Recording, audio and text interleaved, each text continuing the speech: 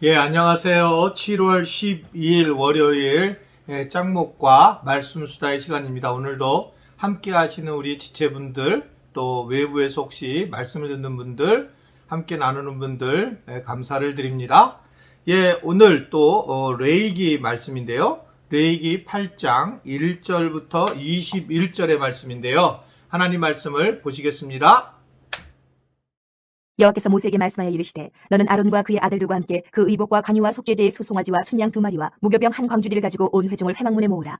모세가 여호와께서 자기에게 명령하신 대로 하매 회중이 회막문에 모인지라. 모세가 회중에게 이르되 여호와께서 행하라고 명령하신 것이 이러하니라 하고 모세가 아론과 그의 아들들을 데려다가 물로 그들을 씻기고 아론에게 속옷을 입히며 띠를 띠우고 겉옷을 입히며 에봇을 걸쳐 입히고 에봇에 장식띠를 띠워서 에봇을 몸에 메고 흉패를 붙이고 흉패에 우림과 둠밈을 넣고 그의 머리에 관을 씌우고 그 관 위 전면에 금패를 붙이니 곧 거룩한 관이라. 여호와께서 모세에게 명령하신 것과 같았더라.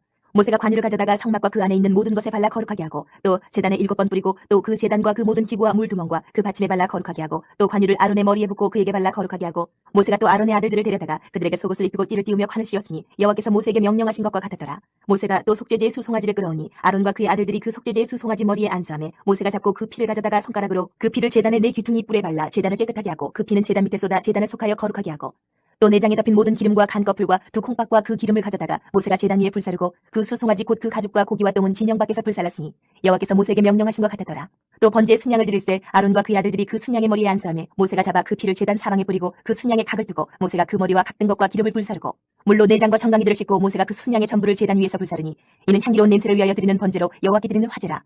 여호와께서 모세에게 명령하신 것 같았더라. 오늘 말씀은 위임식 이야기예요. 즉 아론과 그의 아들 대제사장의 위임식에 대한 이야기들이 쭉 나오는데, 우리가 이러한 어떻게 보면 쓸데없는 것 같은 이야기들의 말씀들을 왜 들어야 할까? 여기서 우리는 하나님의 성품을 보려고 하는 것이지 어떤 그러한 행동들에 대한 모습을 따라 하려고 하는 것은 아니라는 걸 늘 기억하셔야 됩니다. 다시 구약으로 돌아가서 그때 것들을 우리가 다시 하려고 하는 것이 아니라 하나님의 어떤 근본적인 성품과 또 우리가 예수 그리스도를 통해서 이 아주 복잡한 상황들을 이제 단번에 우리 깨끗하게 죄 씻은 바 되었고 이런 것들이 필요 없다라고 하는 것이라는 것을 알게 돼야지, 왜 이런 것들이 왜 이렇게 우리가 읽어야 하는가라고 하는 것에 대해서는 항상 하나님의 성품이 어떻게 있는지를 살펴보면 참 좋을 것 같습니다. 오늘도 말씀을 보면 하나님은 모세에게 이 제사장의 위음식을 준비하라고 하면서 아론과 그의 아들들에게 이제 옷들이라든지 또 제물, 관유, 이렇게 기름 부음 같은 것을 준비하게 하시죠. 그리고 이제 이것에 대한 증인이 필요한 거예요. 인직식이에요. 그래서 백성들을, 회중을 회막문으로 부르시는 장면이 오늘 말씀에 나옵니다. 오늘 말씀을 보면 하나님은 상당히 상식적인 분이시고 체계적인 성향을 가지고 계신 분이시라는 것을 우리는 말씀을 통해서 볼 수가 있습니다. 즉 하나님은 이스라엘 백성들이 어떻게 하나님의 율법을 지켜야 하고 규례를 지켜야 하는지를 아주 세밀하게 배려하면서 말씀을 하고 있습니다. 그러면서 그것을 중심으로 하나님을 신뢰해야 된다라는 것들을 이야기하고 있는 겁니다. 신앙생활하면서 우리가 물론 단계가 있죠. 처음에는 약간 아주 신비한 경험을 하게 되는 경우가 있습니다. 그러나 시간이 지나면서는 신비한 경험이 점점 없어지고 어떻게 보면 우리가 익숙하게 하나님을 믿는 경우가 많이 있습니다. 많은 사람들이 사실은 처음 하나님의 사랑을 기억하게 해주십시오라고 우리가 기도할 때에는 대체적으로는 어떤 의도가 숨어져 있냐면, 내가 처음에 하나님을 만났을 때 기적 같은 일들을 또다시 경험하고 싶습니다 라고 그렇게 생각하고 기도하는 경우가 많이 있는 것 같습니다. 그러나 본질적으로 하나님은 사실은 상식적인 일을 하시고 일반적으로 다가가시는 것을 오늘 말씀을 통해서 보게 돼요. 무슨 명료하게 체계적으로 이야기를 하시고 그것에 대해서 증인까지 세우시려고 하는 그런 모습들을 쭉 이야기를 하고 있는 것입니다. 저도 가만히 생각해 보니까 개척했을 때는 정말 많은 기적이 있었고요. 내가 왜 계속 개척대를 갔다가 돌아가고 싶은 그런 마음이 들었는가 라고 생각해 보면 정말 흥미롭고 재미롭고 익사이팅했어요.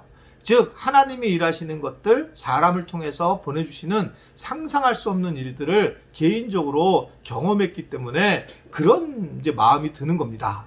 그러나 이제 어느 정도 교회가 안정이 되면서는 하나님은 일반적인 것을 통해서 말씀하는 거죠. 옛날에는 외부에서 어떤 분들이 저에게 물질을 쓰라고 이렇게 도와주시고 그랬었지만, 이제는 우리 교회가 커서 도와주기는커녕 그런 것이 하나도 없죠. 하나도 없어요.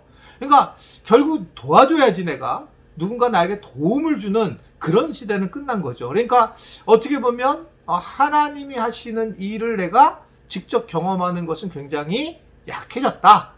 그러나 우리가 다시 생각해야 되는 것은 하나님은 상식적인 선에서 말씀을 한다는 겁니다. 즉 우리가 보통 계시라고 하는 거가 두 가지가 있다고 그러잖아요. 특별한 계시 또는 일반적 계시. 특별 계시는 제가 이제 예를 들면 목회자가 되기 위해서 하나님 내가 좀 특별한 것을 가지고 싶습니다. 마치 기드온처럼 내가 양털에 기도했을 때 양털에 물이 있고, 또는 반대로 양털은 적히지 않고, 뭐 이래서 기도를 해서 특별하게 계시를 받고 응답을 받는 경우가 있습니다. 이런 특별한 경우가 있는데 저는 이런 경우는 조금 이제는 문제가 있다고 생각해요. 왜냐하면 우리가 장성한 신앙을 어느 정도 가졌을 때는 그런 것보다도 어떨 때에는 이성적이거나 하나님 주신 이성이나 또는 하나님 주시는 상황 판단을 통해서, 그러면서 체계적으로 하나님이 주시는 일반적인 은혜를, 일반적인 계시를 우리가 충분히 느낄 수 있다는 겁니다. 왜냐하면 그전에는 성경이 없었잖아요. 기도원 때에는. 그러니 성경이 없으니 하나님을 어떻게 만나는지를 잘 모르는 겁니다. 그러나 지금은 구약이라는 성경이 있고 신약이라는 성경이 있고 성령님이 우리 가운데 계시는 걸 보게 될 때에 우리는 인격적인 성령님을 통해서 얼마든지 하나님 주신 이성을 통해서도 하나님의 계시와 하나님의 뜻을 이해할 수 있다라고 하는 걸 볼 수 있어요. 저는 사실 그래서 기도 많이 하는 사람이 조심해야 된다고 보는 이유는, 기도를 많이 하게 되면 자꾸 신비적으로 흐를 수가 있어요. 그런데 기도 많이 하면서 이성적인 것들을 정리의 바탕으로, 즉 일반 계시를 바탕으로 특별 계시를 생각하는 분들은 매우 건강합니다. 그런데 특별 계시, 뭐 병고침, 은사, 뭐 이런 쪽으로만 생각한 분들이 일반적인 계시들을 무시하는 경우에 심각한 상황이 되는 것을 너무 많이 봤고, 지금도 저는 이 부분은 매우 잘못된 거라고 생각을 하게 돼요. 코로나가 터졌을 때에 우리는 일반적으로는 손을 닦고 깨끗하게 하고 서로 마스크 쓰면서 하지 말아야 되는 겁니다. 그런데 그때에 소위 말하면 은사주의자들이 굉장히 문제가 됐죠. 왜 문제가 됐습니까? 거기 막 코에 입에다가 막 소금물 뿌리고 무슨 뭐 축사하고 이런 데는 다 무너졌어요. 하나님 왜 이렇게 하셨을까? 물론 신천지에 대한 부분도 분명히 문제가 있어서 하나님이 정리하시지만, 이러한 지금 같은 교회 안에서도 어떻게 보면 하나님의 뜻과는 다른 방식을 가진 교회들이 많이 있었다는 거죠. 그런 것들에 대해서 하나님은 체계적으로 또는 일상적인 은혜, 그리고 어떻게 생각하면 상식적인 모습으로 우리를 믿음 생활을 하기를 원하시는 것을 볼 수가 있습니다. 거기에서 출발을 해야 된다라고 하는 거예요. 그래서 오늘 말씀도 결국은 우리가 어떻게 살아야 할까라고 했을 때에 하나님의 어떤 상식적인 선의 모습들을 생각해야 된다는 겁니다. 내가 저 사람하고 화해하는 게 맞을까라고 할 때에 내가 화해하는 게 맞는데 상식적으로 내가 그것에 대해서 준비되어 있지 않으면 안 되는 거예요. 그러니까 이건 상식적인 부분에서 하는 겁니다. 근데 하나님이 막 해라. 그래 나는 화가 난 상태에서 만약에 화해를 하게 된다면 오히려 더 어려워질 때가 많이 있습니다. 상식이라고 하는 것은 오랜 시간을 통해서 그 사람 볼 때 저 잘 이해되고 또 더 하나가 되는 것들을 우리는 생각할 수가 있습니다. 오늘 이 제사장의 어떤 모습, 위임식은 사실은 이 제사장은 우리가 다 하나님 앞에 제사장이잖아요.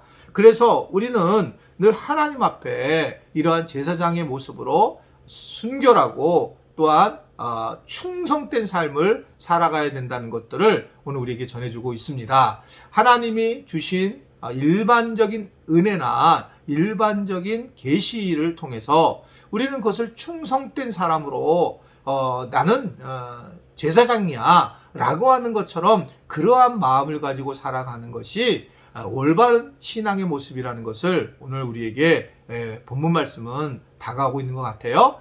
오늘 하루도 오늘 말씀을 잘 기억하시고 지금 나에게 주신 많은 주변의 또 내 경험들 그것이 하나님의 사랑과 이웃사랑이라는 것을 틀을 벗어나지 않는다면 우리는 바르게 판단할 수 있고 하나님께서 주신 말씀을 이해할 수 있고 그 은혜를 경험할 수 있다는 걸 아시고 그러한 하루가 될 수 있게 되기를 주님의 이름으로 부탁을 드립니다. 기도하겠습니다. 오늘도 우리에게 오늘이라는 시간을 주신 하나님 이 하루를 감사할 줄 알게 아시고 오늘 하루 내게 특별한 일이 아니라 평범한 일이 날 때 오히려 그 평범함을 감사해서 특별한 감사로 만들어 나갈 수 있는 은혜가 있게 하여 주옵소서. 119 감사 기적 이야기를 우리가 계속할 수 있도록 우리를 붙들어 주시고 그래서 우리가 감사가 계속 넘쳐 하나님께서 주시는 놀라우신 은혜를 우리가 세상에 전하는 우리 모든 지체들 되도록 축복하여 주옵소서. 예수님의 이름으로 기도드리옵나이다. 아멘.